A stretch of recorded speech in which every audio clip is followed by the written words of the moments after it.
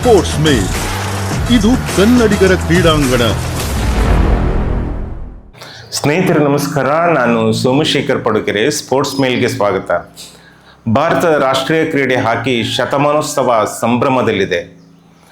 ಭಾರತದಲ್ಲಿ ಕ್ರಿಕೆಟ್ ತನ್ನ ಪ್ರಭುತ್ವವನ್ನು ಸಾಧಿಸೋಕ್ಕೆ ಮೊದಲು ಈ ದೇಶದ ಉಸಿರು, ಈ ದೇಶದ ಜನರು ಹೆಚ್ಚು ಇಷ್ಟಪಡುತ್ತಿದ್ದ ಆಟ ಹಾಕಿಯಾಗಿತ್ತು. 100 ವರ್ಷಗಳ ಹಾದಿಯಲ್ಲಿ ಈ ಹಾಕಿ ಕ್ರೀಡೆ ಯಾವ ರೀತಿಯಲ್ಲಿ ಸಾಧನೆಯನ್ನು ಮಾಡಿತ್ತು, ದೇಶಕ್ಕೆ ಯಾವ ರೀತಿಯ ಗೌರವವನ್ನು ತಂದುಕೊಟ್ಟಿತ್ತು, ಇವುಗಳೆಲ್ಲದರ ಕುರಿತು ಒಂದು ಚಿಕ್ಕ ಝಲಕ್ ಇಲ್ಲಿದೆ.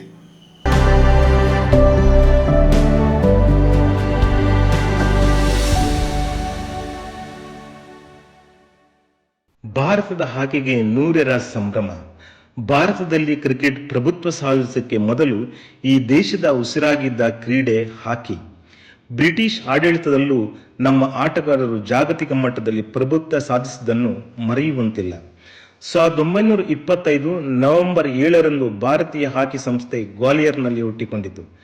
ಇಂಡಿಯನ್ ಹಾಕಿ ಫೆಡರೇಷನ್ ಹೆಸರಿನಲ್ಲಿ ಹುಟ್ಟಿದ ಸಂಸ್ಥೆ 2008ರಲ್ಲಿ ಹಾಕಿ ಇಂಡಿಯಾ ಎಂದು ಹೆಸರು ಬದಲಾಯಿಸಿ ಆನಂತರ ದೇಶದಲ್ಲಿ ಹಾಕಿಯ ಪ್ರಭುತ್ವಕ್ಕೆ ಅಗತ್ಯ ಇರುವ ಸೌಲಭ್ಯಗಳನ್ನು ನೀಡುತ್ತಾ ಬಂತು.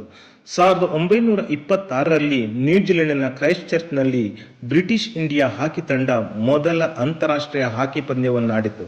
1928ರಲ್ಲಿ ಮೊದಲ ಬಾರಿಗೆ ಒಲಿಂಪಿಕ್ಸ್ನಲ್ಲಿ ಸ್ಪರ್ಧಿಸಿದ ಭಾರತ ಇದುವರೆಗೂ 22 ಒಲಿಂಪಿಕ್ಸ್ನಲ್ಲಿ ಪಾಲ್ಗೊಂಡಿದೆ. 8 ಬಾರಿ ಚಿನ್ನ, 1 ಬಾರಿ ಬೆಳ್ಳಿ, 4 ಬಾರಿ ಕಂಚಿನ ಪದಕಗಳನ್ನು ಗೆದ್ದಿದೆ. 1971ರಲ್ಲಿ ಮೊದಲ ಬಾರಿ ವಿಶ್ವಕಪ್ನಲ್ಲಿ ಪಾಲ್ಗೊಂಡ ಭಾರತ ಇದುವರೆಗೂ ಒಟ್ಟು 15 ಬಾರಿ ಜಾಗತಿಕ ಮಟ್ಟದಲ್ಲಿ ಸ್ಪರ್ಧಿಸಿದೆ. 1 ಚಿನ್ನ, 1 ಬೆಳ್ಳಿ ಹಾಗೂ 1 ಕಂಚಿನ ಪದಕದ ಸಾಧನೆ ಮಾಡಿದೆ. 1958ರಲ್ಲಿ ಮೊದಲ ಬಾರಿಗೆ ಏಷ್ಯನ್ ಗೇಮ್ಸ್ನಲ್ಲಿ ಪಾಲ್ಗೊಂಡ ಭಾರತ ಒಟ್ಟು 18 ಬಾರಿ ಏಷ್ಯನ್ ಗೇಮ್ಸ್ಗಳಲ್ಲಿ ಸ್ಪರ್ಧಿಸಿದೆ. 4 ಚಿನ್ನ, 9 ಬೆಳ್ಳಿ ಹಾಗೂ 3 ಕಂಚಿನ ಪದಕದ ಸಾಧನೆ ಮಾಡಿದೆ.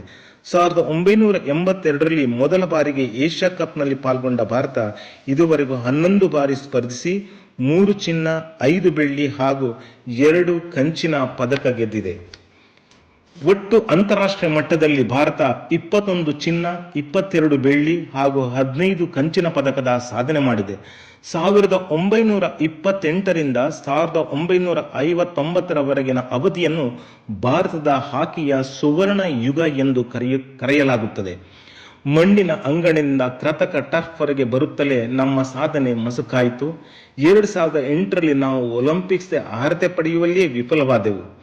ಜರ್ಮನಿಯ ಅಡಾಲ್ಫ್ ಹಿಟ್ಲರ್ನನ್ನೇ ನಿಬ್ಬೆರಗುಗೊಳಿಸಿದ ಹಾಕಿ ಮಾಂತ್ರಿಕ Dhyan Chand, Balbir Singh, Roop Singh, KD Singh, MP Ganesh, BP Govinda, MM Somaiya, Viren Rasquinha, Ignace Tirkey ಹೀಗೆ ಭಾರತ ಹಾಕಿ ತಂಡದ ಸಾಧಕರ ಪಟ್ಟಿಯನ್ನು ಗಮನಿಸಿದಾಗ ಅದು ನಿರಂತರವಾಗಿರುತ್ತದೆ. ಭಾರತ ಮಹಿಳಾ ಹಾಕಿ ತಂಡ 1953ರಲ್ಲಿ ಸ್ಕಾಟ್ಲೆಂಡ್ ವಿರುದ್ಧ ಮೊದಲ ಅಂತಾರಾಷ್ಟ್ರೀಯ ಹಾಕಿ ಪಂದ್ಯವನ್ನು ಆಡಿತು. 1980ರ ಮಾಸ್ಕೋ ಒಲಿಂಪಿಕ್ಸ್ನಲ್ಲಿ ಮೊದಲ ಬಾರಿಗೆ ಸ್ಪರ್ಧಿಸಿ 4ನೇ ಸ್ಥಾನ ಗಳಿಸಿತು. ಆ ಬಳಿಕ ನಮ್ಮ ಸಾಧನೆ 2020ರ ಟೋಕಿಯೋ ಒಲಿಂಪಿಕ್ಸ್ನಲ್ಲಿ 4ನೇ ಸ್ಥಾನ. ಇದುವರೆಗಿನ ಶ್ರೇಷ್ಠ ಸಾಧನೆ ಇದಾಗಿದೆ. 1974ರಿಂದ ವಿಶ್ವಕಪ್ನಲ್ಲಿ ಸ್ಪರ್ಧಿಸಿಯೂ ಅಲ್ಲಿಯೂ ಉತ್ತಮ ಸಾಧನೆ ಮಾಡಿದೆ. ಆದರೆ ಅಲ್ಲಿಯೂ ಕೂಡ 4ನೇ ಸ್ಥಾನ ಗಳಿಸಿದ್ದೇ ಶ್ರೇಷ್ಠ. ಒಟ್ಟು 8 ಬಾರಿ ಭಾರತ ವಿಶ್ವಕಪ್ನಲ್ಲಿ ಸ್ಪರ್ಧಿಸಿದೆ. 11 ಬಾರಿ ಏಷ್ಯನ್ ಗೇಮ್ಸ್ನಲ್ಲಿ ಸ್ಪರ್ಧಿಸಿದ ಭಾರತ ಮಹಿಳಾ ಹಾಕಿ ತಂಡ 1982ರಲ್ಲಿ ಚಾಂಪಿಯನ್ ಪಟ್ಟ ಗಳಿಸಿತ್ತು. ಹೀಗೆ ಮಹಿಳಾ ಹಾಕಿಗೆ ಹೆಚ್ಚು ಪ್ರೋತ್ಸಾಹ ಸಿಗುತ್ತಿರಲಿಲ್ಲ. ಈಗ ಸಮಾನತೆ ನೀಡಿದ್ದರಿಂದ, ಉತ್ತಮ ವೇತನ ನೀಡುತ್ತಿರುವುದರಿಂದ, ಪುರುಷರಂತೆ ಸಮಾನವಾದಂಥ ವೇತನ ನೀಡುತ್ತಿರುವುದರಿಂದ ಉತ್ತಮ ಆಟಗಾರರು ಹೊರಹೊಮ್ಮುತ್ತಿದ್ದಾರೆ. ರಾಣಿ ರಾಮ್ಪಾಲ್, ದೀಪ್ ಗ್ರೇಸ್ ಎಕ್ಕಾ, ಸಾಬಾ ಕರೀಂ, ಪೂನಂ ಬಾರ್ಲಾ, ಮಹಿಮಾ ಚೌಧರಿ, ಶರ್ಮಿಳಾ ದೇವಿ, ವಂದನಾ ಕಟಾರಿಯಾ, ನವನೀತ್ ಹಾಗೂ ನವಜೋತ್ ಕೌರ್, ಅನುಪಮಾ ಪೂಜ್ಮಂಡಾ, ನಮಿತಾ ಟೆಪ್ಪೋ ಹೀಗೆ ಪಟ್ಟಿ ಬೆಳೆಯುತ್ತಲೇ ಹೋಗುತ್ತದೆ. ಭಾರತದ ಹಾಕಿಗೆ ಕರ್ನಾಟಕದ ಕೊಡುಗೆಯನ್ನ ಮರೆಯುವಂತಿಲ್ಲ. ಅದರಲ್ಲೂ ಕೊಡವರ ಸಾಧನೆ ಜಗತ್ತಿಗೆ ಮಾದರಿ. ಇಂದು ಭಾರತ ಹಾಕಿ ತಂಡ ಉಚ್ಛ್ರಾಯ ಸ್ಥಿತಿಯಲ್ಲಿ ಇರಬೇಕಾದರೆ ಅದರಲ್ಲಿ ಕನ್ನಡಿಗರ ಕೊಡುಗೆ ಅಪಾರ. ಈ 100ರ ಸಂಭ್ರಮದಲ್ಲಿ ಒಲಿಂಪಿಕ್ಸ್ನಲ್ಲಿ ಸ್ವರ್ಣ ವಿಜೇತರಾಗಿ ಅಂತಾರಾಷ್ಟ್ರೀಯ ಮಟ್ಟದಲ್ಲಿ ಮಿಂಚಿದ ಕಲಿಗಳ ಹೆಸರುಗಳನ್ನು ಸ್ಮರಿಸದಿದ್ದರೆ ನಾವು ಹಾಕಿ ಕ್ರೀಡೆಗೆ ಮಾಡಿದ ಅನ್ಯಾಯವಾಗುತ್ತದೆ.